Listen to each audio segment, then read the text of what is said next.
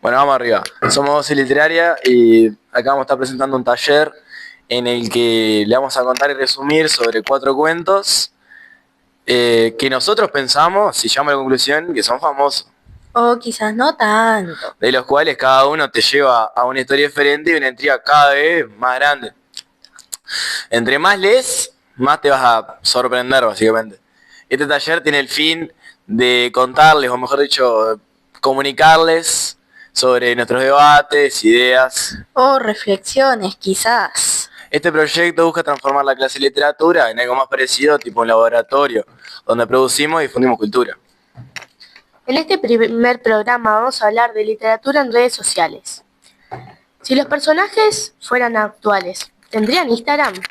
Con los textos trabajados en clase en la unidad 1 del programa de noveno de literatura, género narrativo. Bueno, en este podcast vamos a comenzar a hablar sobre La mujer del punto final, de Cristina Peri Rossi. Las características de la mujer de este cuento no están dichas como tal, pero se logran entender. Esta mujer se mostraba muy good vibes, siempre suelta y decidida. Al principio ella le entrega la responsabilidad entera de la relación al hombre, como si no estuviera que ser mutua. Eventualmente esta relación la volvió más desconfiada, quizás hasta algo odiosa, del tipo de personas a las cuales siempre encuentran motivos para discutir. Es una mujer que si existiera usaría TikTok en su tiempo libre. Cuando ella tenía una hermosa relación con el novio, solía publicar las cosas que hacían. Su nombre de usuario era La mujer de tus sueños. Así se llamaba también en Instagram. Y su descripción es la que confía muere traicionada, ya que esto fue lo que pasó con el novio. Seguimos charlando y pasamos con Alicia, del almohadón de plumas de Horacio Quiroga. El texto que ha traumado a muchas generaciones. El narrador describe a Alicia como una persona angelical, tímida y de hermosa cabellera rubia, que tenía sus soñadas niñerías de novia, como por ejemplo el ser tratada con más ternura y menos severidad. En el cuento, luego de haberse casado y haber tenido una luna de miel un tanto rara o inesperada, se mudó junto a su esposo en una casa que le daba algunos escalofríos. En todo en, en todo el otoño, Alicia tuvo una rutina diaria a pasar la mayoría del día encerrada en su habitación, hasta la noche, esperando que su esposo llegara de trabajar. Debido a eso, Debido a eso empezó a adelgazar rápidamente, y en el pasar de los días todo empeoraba aún más. Hubo un solo día en el que pudo salir al patio con su esposo, apoyada en el brazo del mismo. Fue el único día en el que pudo estar levantada, porque su situación empeoraba con el pasar de los días. El médico de su esposo la fue a examinar, ordenándole descanso absoluto.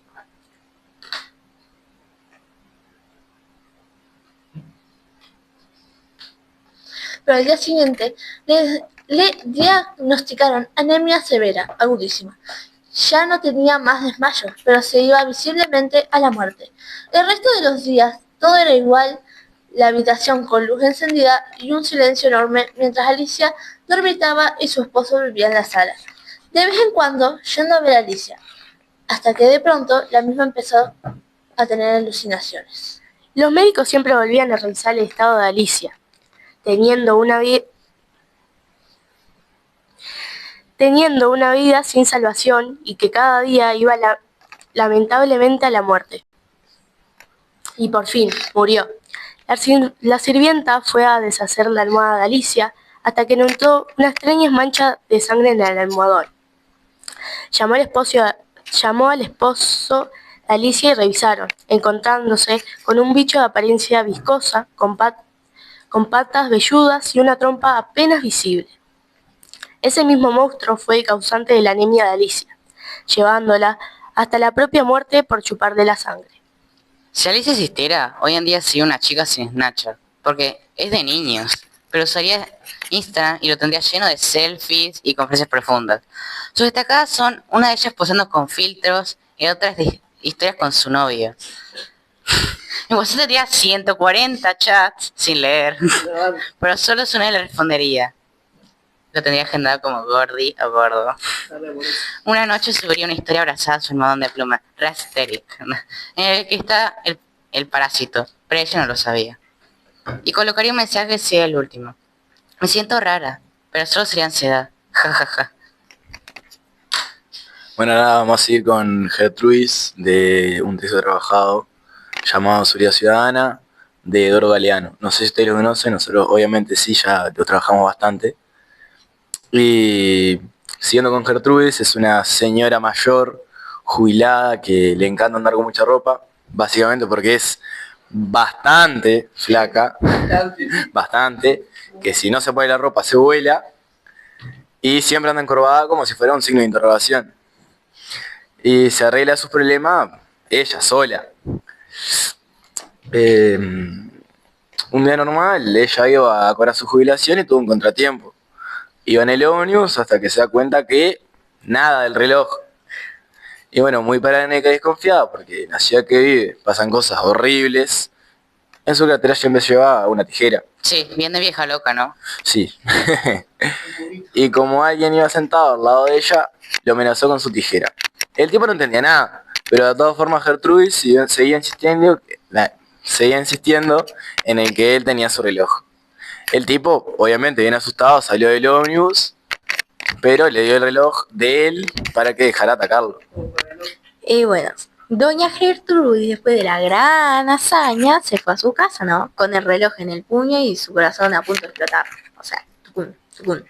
Una vez llegó a la casa, exhausta, se tiró al sillón y empezó a hablar diciendo: ¿qué se cree la gente? ¿Que porque es una vieja le pueden robar? ¡Ni loca!, decía ella. Un rato largo, luego de discutir con ella misma, Como una loca, porque ¿quién se pone a discutir por un reloj, no? abrió su mano y se sorprendió al enterarse que era un reloj de hombre. Buscó en su casa el reloj y encontró el suyo en su repisa. Típico de vieja, dejar las cosas en cualquier lado y después olvidarse dónde están. Gertrudis tendría Facebook, tendría una foto de perfil de un ángulo muy de abajo o una planta de su casa, tal vez. Compartiría fotos de todo el tiempo de teorías conspirativas o noticias horribles de lo que pasa en la ciudad. Comentaría todas las publicaciones de noticias con comentarios tipo: los jóvenes están perdidos. Antes esto no pasaba. Aunque también compartiría recetas que nunca hace o tips de jardinería.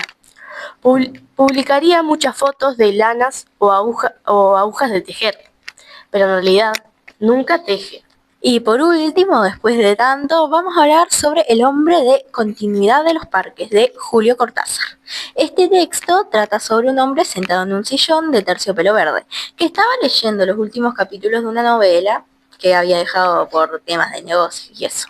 La historia, en un punto, mientras está concentrado leyendo, empieza a hablar de lo que creemos que es la novela. La novela trata sobre dos amantes, hombre y mujer, que quieren asesinar al esposo de la mujer. Los amantes salieron afuera de la cabaña, porque siempre se encontraban ahí. No se miraron. Ella salió corriendo hacia el norte y él hacia el lado contrario. El hombre corrió entre los árboles de roble hasta llegar a una casa. El mayordomo no estaba y los perros no ladraban.